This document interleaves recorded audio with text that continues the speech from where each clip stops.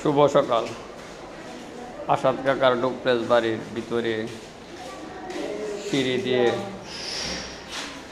দোতলায় যাচ্ছি, খুব চমৎকার লাগছে। ভিতরটা অনেক সুন্দর কালার, চমৎকার ভালো লাগছে। দেখেন, অনেক দারুণ। সিঁড়ির লিলিং দিয়ে দোতলায়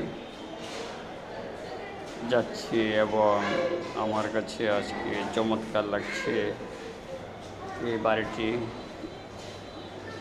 ভিতরের অংশটি দোতলায় আছি, খুব ভালো লাগছে।